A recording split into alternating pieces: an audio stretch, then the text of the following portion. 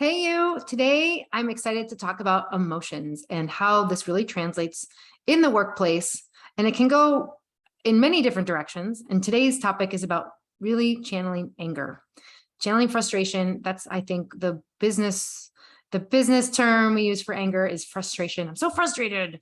I was really frustrated when I left this meeting, right? And so we all know what that means. It's really a version of anger.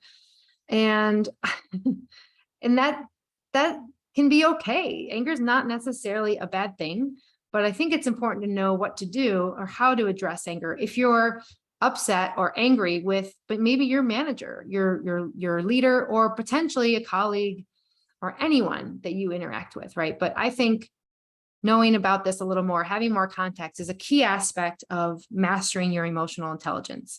If you're able to get in front of your anger and respond in a way that moves the relationship or the event or something forward, then I think that is a really good sign that you're on the right track.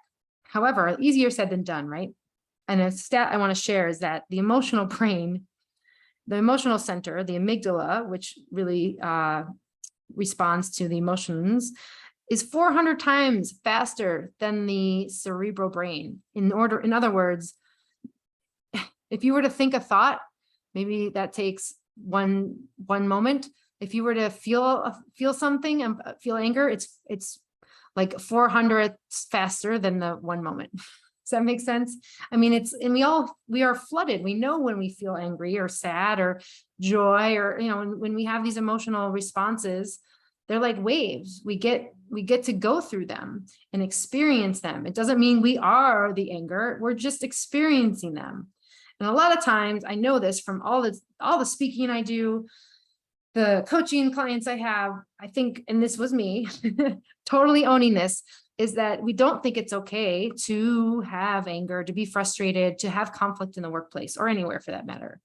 Okay, so what I want to share with you is that anger is one of the primary emotions that we feel. Like it just is. There's multiple dimensions of anger, like different combinations of different feelings, thousands of feelings out there, but anger is one of the big ones that can make up secondary or tertiary types of emotions. And it can show up in different ways. So it can be frustration, like just feeling that anger. Maybe your heart beats faster, your blood is rushing to your extremities because you're in that fight or flight mode. There could be fear along with the anger. There might be some sadness or hurt. Like these are the other primary feelings, by the way. And then there might be reactivity. Maybe you're just totally reactive. You just want to tell this person the way that it is, or just knee-jerk reaction, trigger something, say something, and maybe you've already even done that and you didn't realize that was going to happen, but you did. Maybe you're feeling resistant, or even passive aggressive is another dimension of this, right? Like all of these are ways that we express anger or even avoid anger, I would say, if it's passive aggressive. And which one is your go-to, actually? Because my sense is we all have a go-to based on what we know. And it's important to recognize that, because that means you can be on the lookout for it, right? That's you increasing your awareness to know what could be different. So if you're feeling any of these things I mentioned, maybe it's the frustration, reactivity, and so on and so forth, that's the first key to know you're angry. And literally just naming this is so helpful. So you could say, I am feeling angry right now. And I encourage you to use the word anger. You could use frustration. However, I would just say, go with anger. That's you clearly owning and being clear with where you are at emotionally. So that's the first thing to do, is just really name it to tame it, as Dr. Daniel Siegel says, which helps us bring the prefrontal cortex online and helps us bring the thinking brain back online. So we're not operating at that super high turbo level of the amygdala reactions. So the next thing to know is it can help you to express this anger in a way that moves something forward, right? So maybe that's a conversation, maybe that's the project. You get to decide if you want to take that anger and assert yourself, right? So think of it like you are shifting and creating a response as a result of feeling this emotion. So for example, you might decide that you might decide to say no, or say like actually, I'm not sure I agree with that, right? That could be a soft no, and add context, right? So you could say, here's where I'm at, and here's the thoughts that I have, or something around that. You could share potentially, depending on the situation and the appropriateness, that you are feeling frustrated and that you hope to resolve the situation, that you want to be part of the solution. But I think when you are able to be vulnerable like that and share where you're coming from, it helps level set a conversation. It helps someone see you better. It helps the relationship move forward, or the experience that you're having feel a little less intense. And I think we all can relate to that. The other option, I would say, is if you don't want to assert yourself, right? Like those are some great ways to move things forward we just talked about. But the other option, maybe you react and like you don't even realize you're reacting because it's so fast and kind of reflexive, right? Like a knee jerk. This could be the case where maybe things don't move as forward as you would have hoped, right? Maybe it causes even more disruption or more anger. It may be chaotic. It might be drama induced, right? Like blame, shame, justification, or reactivity can also be passive. Like, oh, I'm not angry. I don't know what you're talking about. I know you have that tone or something like that. So here's what I would recommend happens if you feel angry and that's been the case. Again, name the feeling. It's so important. So you can just say, I'm feeling angry. You could say it to yourself. You could write it down. I think the ideal scenario is you say it out loud, so you say it and hear it. It is a powerful statement. Doesn't need to be to anyone else. And then I would create the intention that you want to have around it. And this is really about that self-awareness and self-regulation that could be the steps to move forward. So instead of either ignoring it, like, oh gosh, I wish that didn't happen. Okay, I'm just going to keep going with my lunch. I'm going to pretend nothing happened and we're fine, right? We kind of all been there. Or let it fester, which means maybe you and the other person clearly know there's a conflict, but no one's saying anything about it. And maybe that's okay for a while. It just depends on the situation. The idea is that you can create an intention around it. How do you want it? How do you want to be with this for yourself? There can be resentment left over. Maybe there's reactivity that will not serve you or the team or anybody else. So just know that the intention might be, okay, I'm going to be curious about this. And I know that I could probably have handled things differently. So I know I can learn from this in the future. I also think that it's important to remain calm and see if you can really direct your frustration, this anger, into doing something about it, right? Using your intention. Meaning you can move that relationship forward. Again, anger can be great. It can be a really helpful tool to move something out of maybe getting stuck or resolving a conflict because you're in a space. It doesn't need to be reactive, but it could be just helping someone understand your point of view. Or here's the 3 things that I think aren't working right now. And it frustrates me that we continue to plug this in as part of the solution or whatever it might be. I'm making that up. So remaining calm is important. I would say having a conversation, and let's say it's your manager, have a conversation with your manager about what you experienced.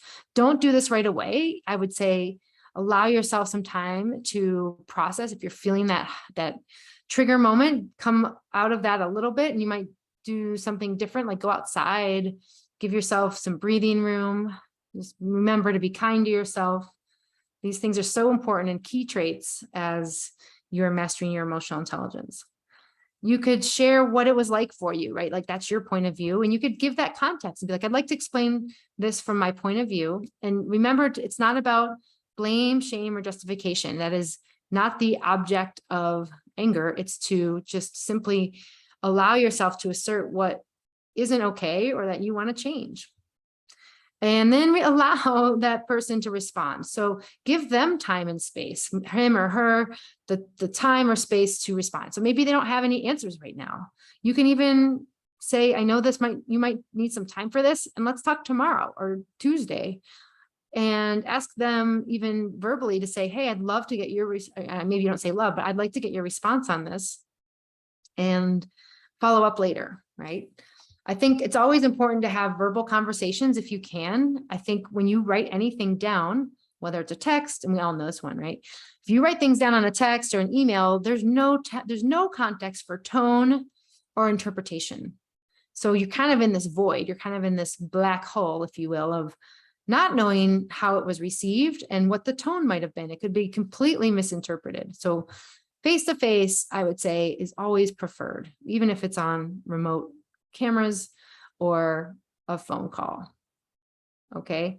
And then finally, trust yourself, right? Like trust in your ability to resolve conflict. Maybe you're not the go-to person who is a conflict master. And trust me, that I relate to. But what you can know is that the more that you trust yourself, and again, this is an emotional intelligence skill, the more you can develop that sense of trusting yourself, knowing you're feeling safe, where you can show up with intention, stating truths for you, and being vulnerable. These are huge skills, by the way, but we can all learn them. And they often help us when we want to resolve anger or conflict and move into a place of deeper trust. And that's all anger really is here for, right? Every emotion is designed to move us from pain to pleasure. So you are feeling angry or frustrated, probably because there's something in the way of you feeling more joy.